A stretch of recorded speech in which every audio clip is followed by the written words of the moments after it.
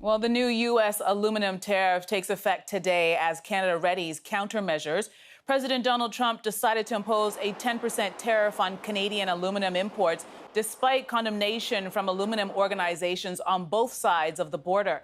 Ottawa intends to impose $3.6 billion in punitive countermeasures after consultations with business leaders about potential targets. Prime Minister Trudeau has vowed to stand up for Canadian workers. He says the U.S. needs Canadian aluminum because it does not produce enough to fill its domestic manufacturing needs. And for more on this, we have Marvin Ryder. He is a professor at the DeGroote School of Business at McMaster University. Thank you so much for joining us this morning, Marvin. Glad to be with you. All right, so the aluminum tariff takes effect today. Will we see any immediate changes because of it? Well, I'm going to say no for two reasons. One is that you don't tend to buy a pound of aluminum or a kilo of aluminum. You have long-term supply contracts if I need it to make cans or I need it to make automobile parts. And so these American companies are already locked into supply contracts with Canadian companies. They're just going to be forced to pay more.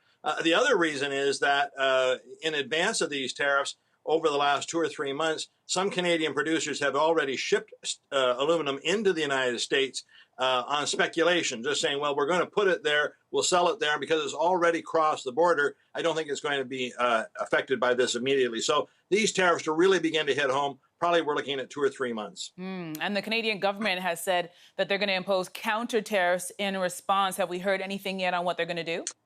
No, and this is actually a very Canadian kind of response. Rather than doing something knee-jerk and saying, oh, yeah, you have this, well, I'm going to hit you with that, we're saying we're going to take a month, we're going to study it for the month of August, and then we're going to be surgical in what we're going to do. We're not just going to put it blanket. In fact, what the Canadian government tends to do is to find products in various states where we can really make an impact, like Tennessee whiskey or Vermont maple syrup or maybe Wisconsin cheese, and actually say, we're not going to go after your aluminum companies, we're going to go after somebody else, and we're going to hurt you on that front. And do you think this move to tariff our aluminum came down to a political decision for the president? Well, it is. When you look at this, there's a Canadian aluminum industry and American aluminum industry. As you pointed out, the American aluminum industry does not produce enough to meet its needs. It's always relied on Canada to make up the difference. We make aluminum. We don't have any bauxite here, the aluminum ore. We actually import that. But because we have cheap electrical power, especially in Quebec, we can produce it quite effectively. So they've always relied on us. But two small companies in the United States complained to Trump. The big ones didn't. The big ones said everything's fine. Two small companies, one of them owned by Swiss interests of all things. And for some reason, Trump has decided to pick a fight with Canada. I think it's because he can do that and feel big and bold, as opposed to picking a fight with, say, Russia or China or Germany.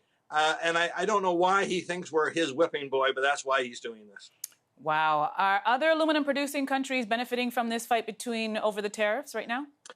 Well, the answer is possibly. So another group who lobbied Donald Trump was a Russian, believe it or not, a Russian aluminum manufacturer that doesn't actually sell an awful lot in the United States. But I think the reason why they lobbied Trump and said, oh, look at Canada, that's evil what they're doing, is the hope that if American companies were forced to swing away from Canada, they might buy some of this Russian aluminum.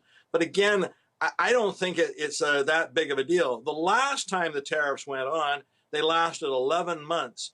In this situation, you add 11 months to where we are now, it'll be well after the election. I don't think it'd be the top of the list if Joe Biden happened to get elected, but it's possible that if there's a change in the presidency, these tariffs could be gone in 5-6 months. But if Trump stays in office and wins this election in November, could we see this escalate into a border war in the future? Oh, absolutely. I mean, Donald Trump likes to pick these kind of economic wars because that's what he seems the strongest on as he goes to seek re-election. So the fear is that it starts with aluminum. But what was his last whipping boy? Well, steel. I'm speaking to you today from Hamilton. And when they did steel, this was a couple of years ago, 25% were the tariffs they put on there. So there's this holding of a breath. Is this it? Or is this the beginning of something further? And unfortunately, Donald Trump is very hard to predict. Absolutely. Thank you so much for that update. That is Marvin Ryder, professor at the DeGroote School of Business at McMaster University. Thanks again for your time, Marvin. Glad to be with you.